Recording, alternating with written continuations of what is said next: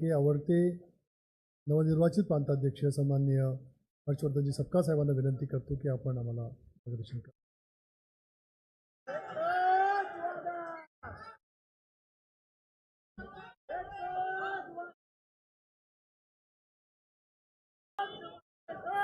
सरफरोशी की तमन्ना अब हमारे दिल में है, देखना है जोर कितना बाजू है कातिल में.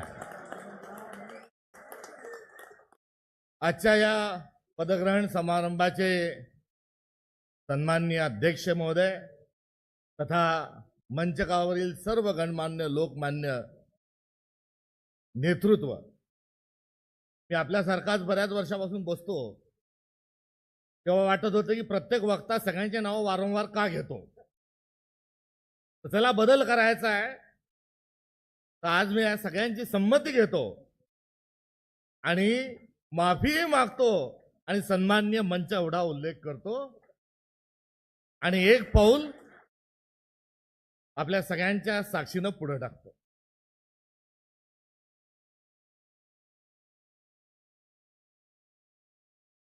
मतदारांचे नाव असणाऱ्या चिठ्ठ्या घरी पोहोचवणारा कार्यकर्ता, बूथ एजंट म्हणून सक्रिय स्वरूपामध्ये आत बूथवर काम करणारा कार्यकर्ता, पुढे जिल्हा परिषदेचा सदस्य होतो, युवकांचं चळवळ चालवतो, सांस्कृतिक क्रीडा क्षेत्रात कार्यरत राहतो, जिल्हा परिषदेचा अध्यक्ष होतो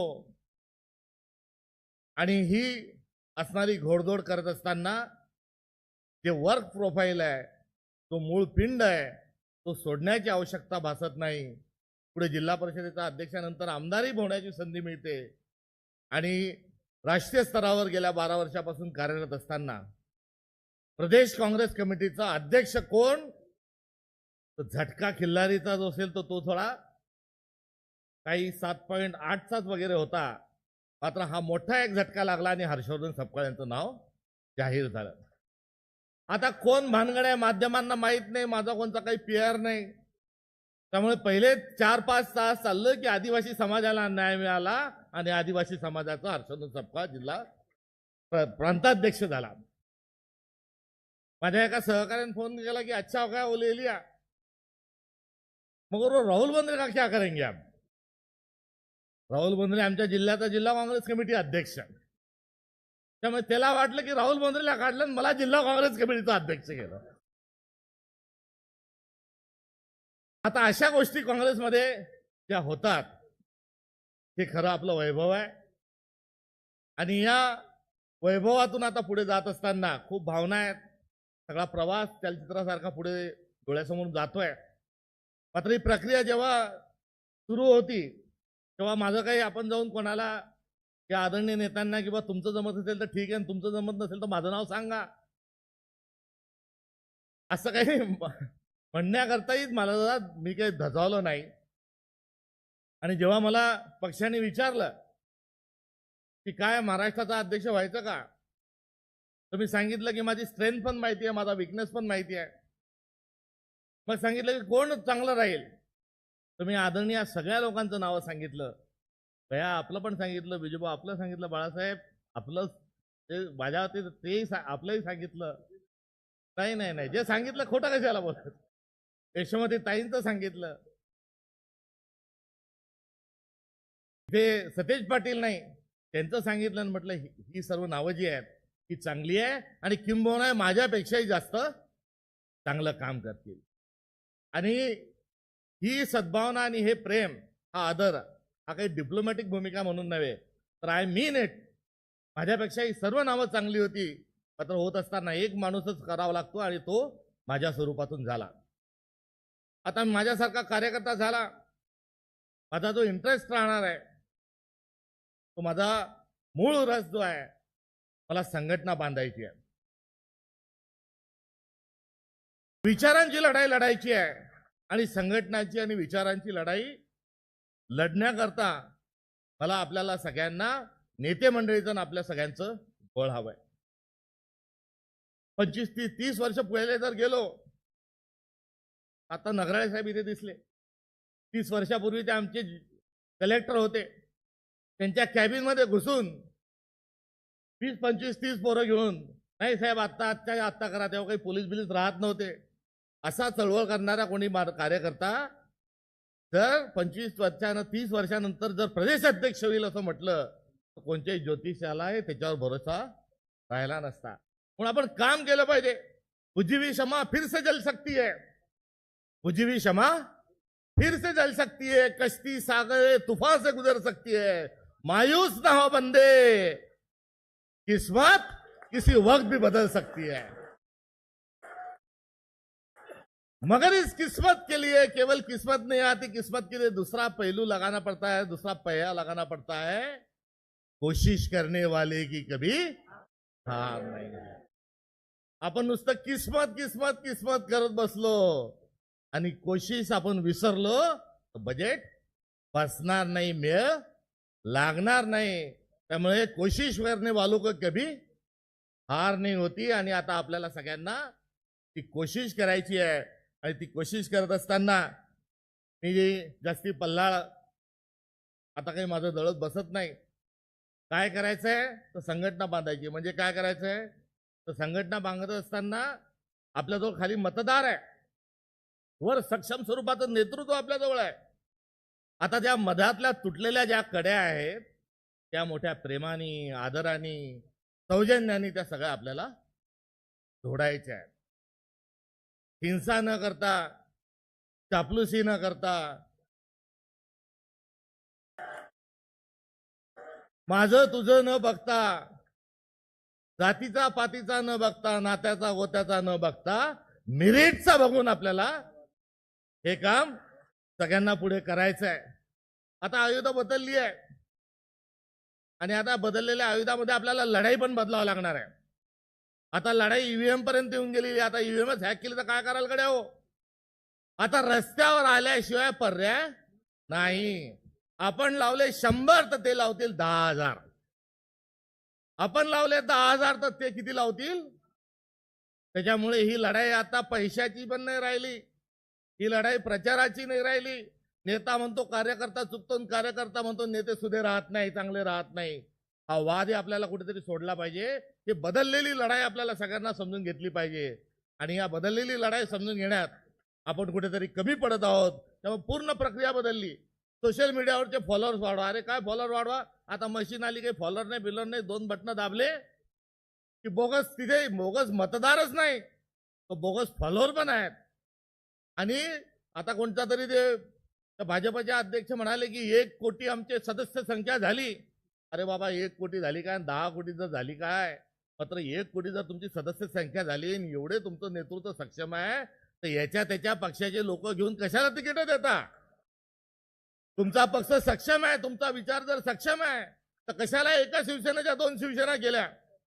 तुमचा पक्ष जर सक्षम आहे तर एका राष्ट्रवादीच्या 2 राष्ट्रवादी का केल्या. आणि एवढा मोठा तुमचा पक्ष सक्षम आहे तर आमच्यातले तुमच्याकडे घेऊन कशाला त्यांना तुम्ही पद दिली.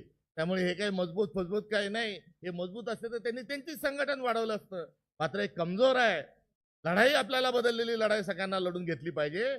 आणि आता लढाई ही नुसती व्हॉट्सअपची लढाई नाही, ती सोशल मीडियाची लढाई नाही, एकमेकांना सल्ला देण्याची लढाई नाही, तर आता एक कृतीशील होऊन पुढे जाण्याची ही लढाई आहे.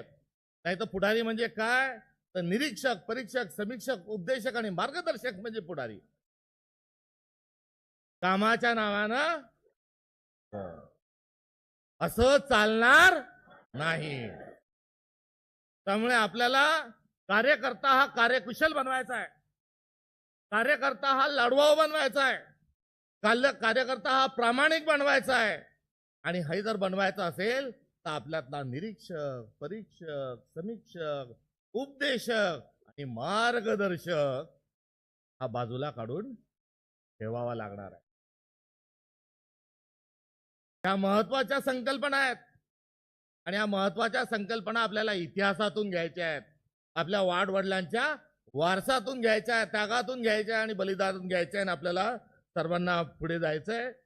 आणि हे बोलत असताना वेळ बराच झालाय म्हणून मी आवर्त घेतो.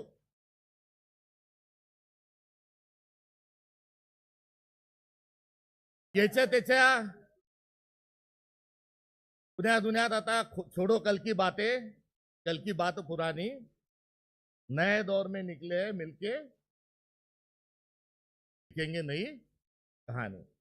मी 4 निवडणुका लढलो, 3 जिंकलो, 1 हरलो. हरायचा अनुभव आहे, जिंकायचा अनुभव आहे. आणि 6 निवडणुका मला लढू दिल्या नाही, हा पण एक खूप मोठा अनुभव माझ्याजवळ आहे.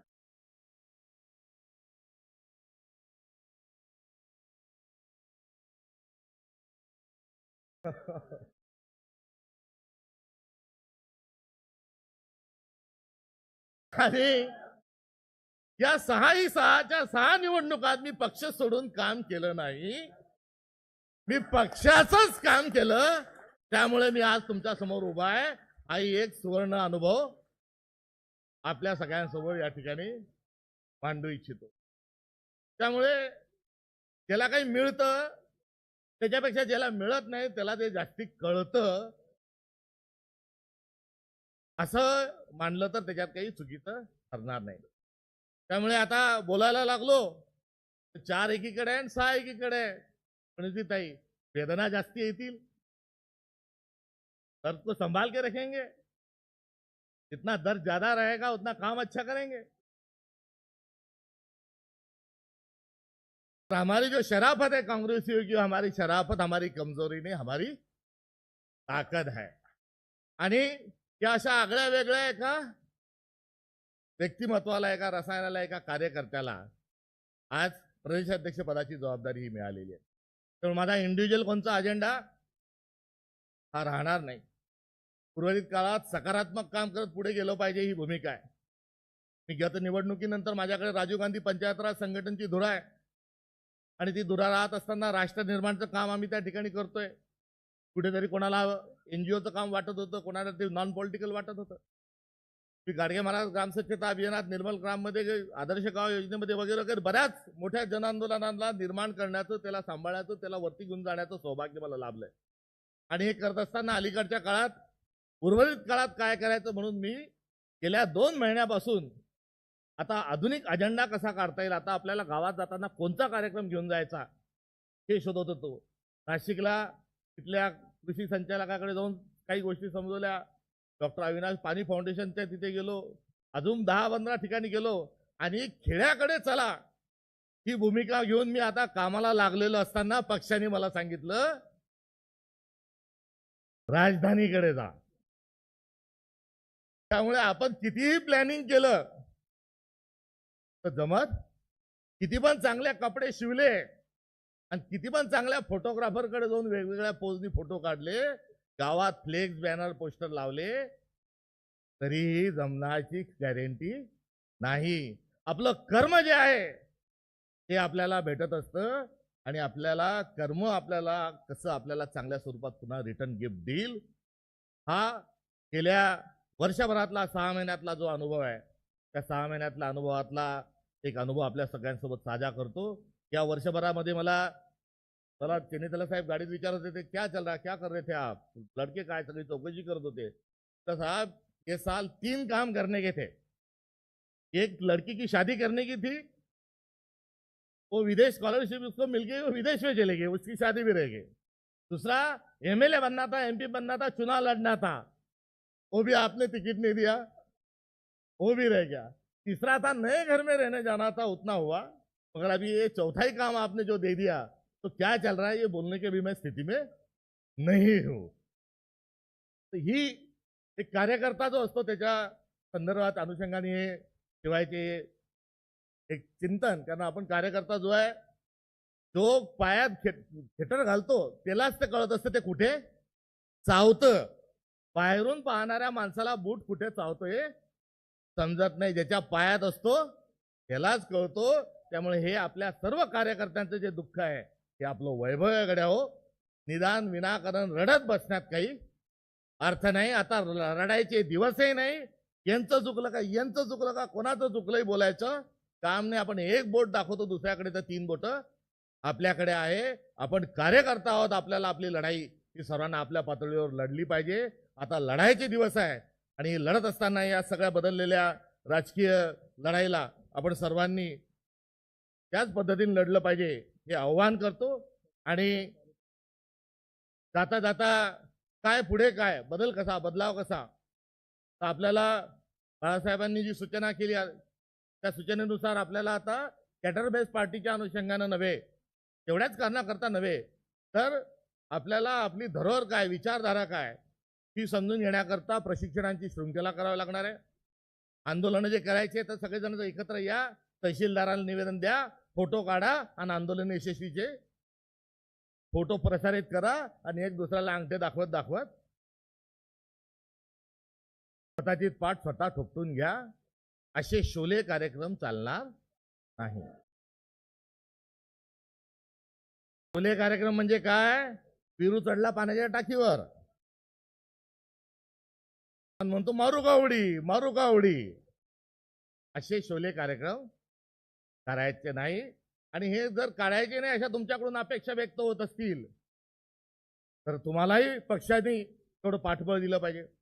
तर सर्वसामान्य जो कार्यकर्ता आहे, या सर्वसामान्यांची कार्यकर्त्याची लढाई लढण्याकरता मी प्रदेशाध्यक्ष पदावर बसलेलो आहे.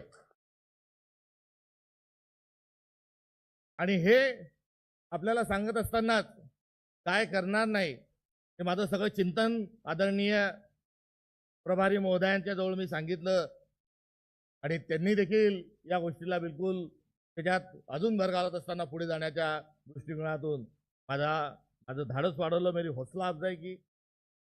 आणि सर्वात महत्वाचं म्हणजे आता बोगसपणा आपण कोणीच चालून घ्यायचा आणि खपून घ्यायचा नाही.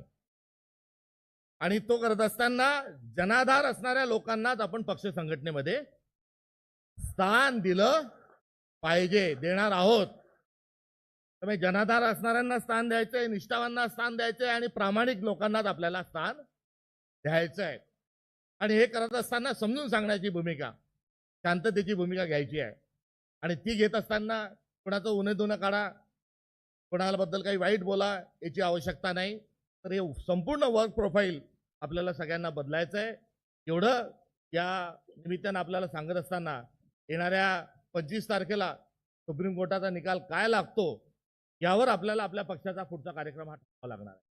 त्यामुळे आपल्या सगळ्यांच्या आज साक्षीनं आदरणीय एवढी तोलामोलाची माणसं ही माझ्या कार्यकर्त्याच्या आज प्रशिक्षण आज पदग्रहण सोहळ्याच्या निमित्ताने या ठिकाणी येतात. हा एक माझा खूप मोठा सन्मान आहे. मी त्याच्याबद्दल आनंद आणि अजन्म कृतज्ञता या संदर्भात मी व्यक्त करतो. आता पुढच्या आठवड्यामध्ये दिवसभर आपल्या सगळ्यांशी चर्चा करण्याचा माझा प्रयत्न नव्हे तर माझं नियोजन आहे. मी सगळ्यात जिल्हाध्यक्षांशी पुढच्या सोमवारी भेटणार आहे. ठीक आहे, आपली प्रदेश काँग्रेस कमिटी आहे, ते कोण पदाधिकारी आहे त्यांच्याशी परिचय करून घेणार आहे. नंतर आदरणीय ज्येष्ठ नेते सगळी जी आहेत त्यांच्याशी पण चर्चा पुढच्या आठवड्यामध्ये मी करणार आहे. आणि यांच्याशी सगळ्यांशी चर्चा झाल्यानंतर जो आपला कार्यक्रम आहे तो कार्यक्रम मी जाहीर करणार आहे. तिथे मी प्रेसिडेन्शियल रूल पद्धतीने लगेच कार्यक्रम जाहीर करून टाकला तर ते शोभणार नाही, आपल्या घटनेला आपल्या संस्कृतीला शोभणार आहे. त्यामुळे आपल्या सगळ्यांशी चर्चा करू, कशाची आवश्यकता काय. अनेक मतब्बर मंडळी सगळे आपल्याजवळ आहेत, खूप अनुभवी मंडळी आपल्याजवळ आहेत, ते आपल्याला निश्चित स्वरूपात सांगतील. वारंवार मला पत्रकार विचारतात की पक्षातला गटबाजी आहे, त्या गटबाजीला तुम्ही कसं सांभाळणार, हे गट आहे ते गट आहे त्याच्यात काय करणार. की त्यांना दिलेलं उत्तर हे डिप्लोमॅटिक उत्तर नाही. मी जे प्रांताध्यक्षाच्या सगळे त्यांची नाव होती की स्पर्धेत नव्हती, ही स्वाभाविक स्वराग respect should be commanded it not be demanded. त्यांनी काही प्रदेशाध्यक्षासाठी जे नाव होते त्यांनी काही बायोडाटा घेऊन ते बायोडाटा देत थोडीच फिरले. त्यांनी की मला करा असं थोडीच म्हटलं. त्या सगळ्यांची नावं आपसूक आली. जसं मंथन होत असतं तेव्हा कोणाला करायचं याचं जे मंथन झालं त्यातून लोण्यासारखी जी काही नावं बाहेर आली, त्या सगळ्या मंडळींच्या संदर्भात विचारलं की आता हे तुम्हाला त्रास देतील, हे तुम्हाला काम करू देणार नाही. त्यामुळे सगळ्यांना जे सांगितलेलं उत्तर होतं ते फार हंबल, माझ्या मनापासून अंतःकरणापासूनचं उत्तर होतं की मी या सगळ्यांपेक्षा अनुभवाने छोटा आहे, बऱ्याच जणांच्या सगळ्यांच्या वयाने पण मी लहान आहे आणि यांच्याशी सगळ्यांशी माझं नातं सौहार्दपूर्ण आहे. आणि असं असल्यामुळे हे सर्वजण त्यांचा अनुभव माझ्या पाठीशी लावतील आणि ते मला सांभाळूनच घेणार नाही तर ते मला काय करावं याच्या सूचना करतील. आणि या प्रक्रियेमुळे गटबाजी होण्याचा प्रश्न होणार नाही. सूर्य कोणत्या दिशेने उगवतो? पूर्व दिशेने. आणि सगळ्यांनीच पूर्व म्हटलं तर 2 गट व्हायचं कारण नाही. That's all my honour. विषय संपला. जो भी करेंगे सच करेंगे, सच के अलावा कुछ नाही करेंगे. ही भूमिका घेऊन पुढे जाण्याचं असल्यामुळे मतभेद होण्याची आवश्यकता नाही. जेवढी मतांची भिन्नता जास्त तेवढा निर्णय अधिक परिपक्व. मात्र जे काही ठरेल ते योग्य स्वरूपात ठरेल. त्यामुळे मला अजून पुढचा आता लगेच उद्यापासून म्हणणार नाही, म्हणून पुढच्या आठवड्यामध्ये हा सगळा कार्यक्रम सुनिश्चित करायचा आहे. म्हणून आदरणीय महाराष्ट्रातल्या सर्व तोलामोलांच्या नेतृत्वाला माझी हात जोडून विनंती आहे की पुढच्या आठवड्यातली आपली एक वेळ द्यावी. तोपर्यंत मी सगळ्या संघटनेतल्या कार्यकर्त्यांशी चर्चा करून पुढील रूपरेषा ठरवून घेईल.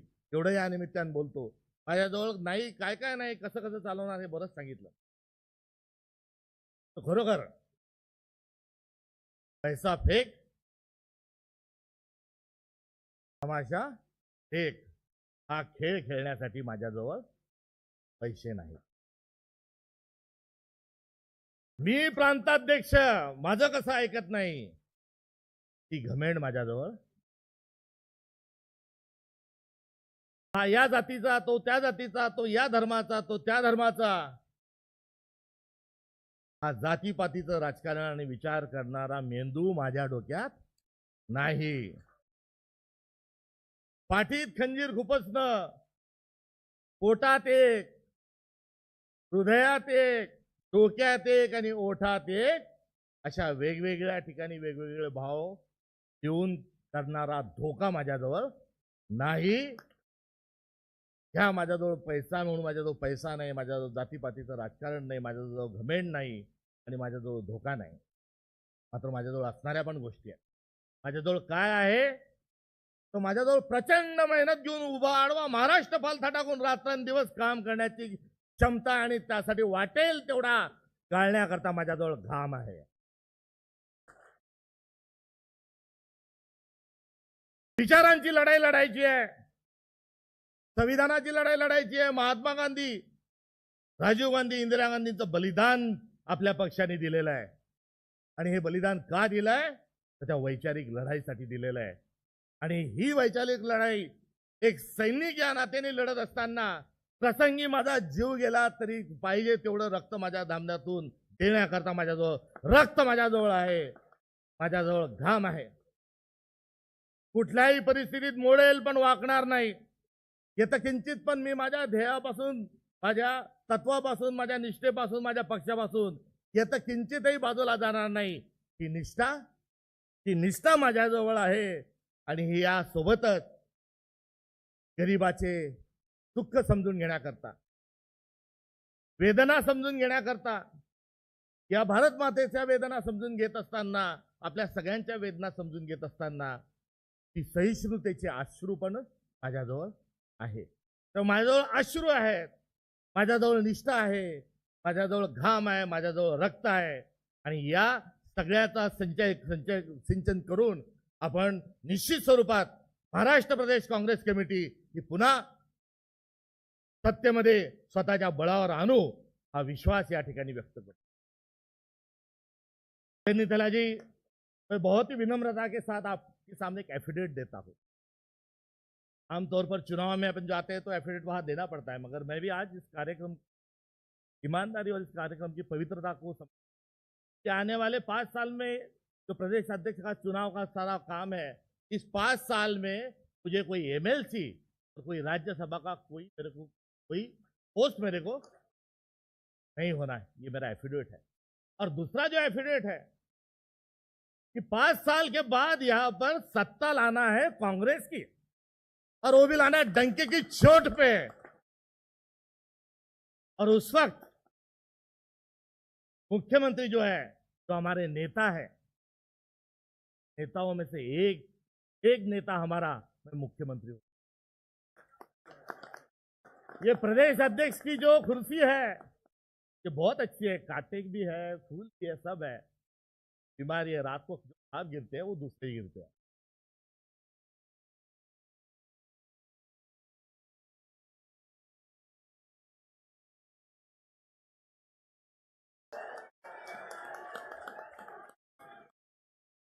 आणि माझ्या कानाला कोणी लागत नाही. मी फटकळ स्वभावाचा आहे, ही माझ्या जिल्ह्यातली ओळख आहे. आणि तुम्हालाही सांगतो गड्या हो की आता पुढचे तुम्हीच असं जर म्हणाल तर मी काय काय करतो तुम्हाला त्यांना माहित नाही तुम्हाला. मी काही पुढचा भावी मुख्यमंत्री नाही. भावी मुख्यमंत्री आपले जे नेते आहेत सर्व, त्या नेत्यातला एक माणूस मुख्यमंत्री झालेला मला बघायचा आहे. आणि मी काम कशासाठी करणार आहे तर मी येणाऱ्या 5 वर्षानंतर आपण सर्वजण काम करू, काँग्रेस सत्तेत आणू. आणि मी बघू इच्छितो की आपल्या या नेत्यांपैकी एक नेता तिथे शपथ घेताना म्हणेल की मी भारतीय राष्ट्रीय काँग्रेसचा मुख्यमंत्री म्हणून शपथ घेत आहे. हे बघताना तुम्हाला मला शिवाजी मंदिराच्या ग्राउंडवर, शिवाजी पार्कवर हे बघायच्यासाठी आपल्याला सगळ्यांना काम करायचं है. ये एफिडेविट आज मैं आपको क्या जिम्मेदारी के साथ दे रहा हूं. मग माझा इंटरेस्ट आमदार होण्या, MLC होण्यात नाही, राज्यसभा होण्यात नाही, मुख्य होण्यात. मग माझा इंटरेस्ट कशात आहे. आता याचा खुलासा जर केला नाही तर काही गैरसमज होण्याची शक्यता नाकारता येत. माझ्या शर्टला, पैजम्याला, जॅकेटला खिशेच नाहीत, त्याच्यामुळे तो काही आरोप होऊ शकत नाही. मात्र माझा इंटरेस्ट जो आहे तो काँग्रेसचा विचार मनामनात, घराघरात पोहोचवणं हा माझा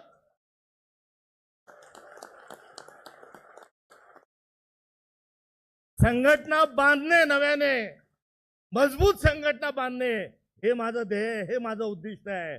आणि आपला महाराष्ट्र जो आहे हा संपूर्ण काँग्रेस विचाराने करावा या उद्दिष्टाकरता काम करणारा मी एक कार्यकर्ता म्हणून आगामी काळात काम करणार आहे. आणि या सर्वांची पाहिजे तशी मदत मला निश्चित मिळेल हा आत्मविश्वास सरते शेवटी या ठिकाणी व्यक्त करतो.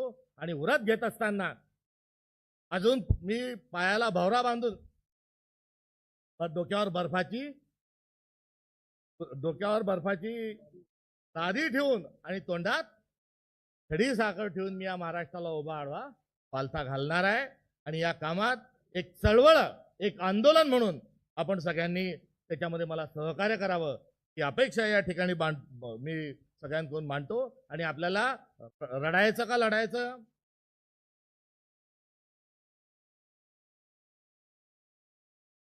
नाही आता तुम्ही म्हणताय की यांना विचारा तर मी काय अजून, मला काही वेळ द्या, तेही करू आपण.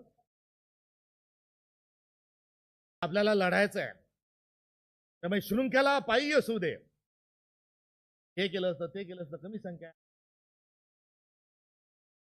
शृंखला पायी असू दे मी गतीचे गीत गाईन, शृंखला पायी असू दे मी गतीचे गीत गाईन, दुःख उधळण्याना आता आसवांना वेळ नाही. कोंडलेल्या वादळांच्या या पहा अनिवार्य लाटा, माणसासाठी उद्याच्या इथून निघतील वाटा. पांगळ्यांच्या सोबतीला येऊ द्या बलदंड बाहू, निर्मितीची मुक्त गंगा द्या इथे मातीत वाहू. पेरीत स्वप्न उद्याचे, पेरीत स्वप्न उद्याचे, येथील फुलतील शेते, ज्ञान घाम गाळीत येथे, ज्ञान घाम गाळीत येथे, येथून उठतील नेते. यासाठी वाहिली ही सर्व निधनांची कमाई, शृंखला पायी असू दे मी गतीचे गीत गाईन, दुःख उधळण्यासाठी आता आसवांना वेळ नाही. जय संविधान, जय क्रांती, जय जगत.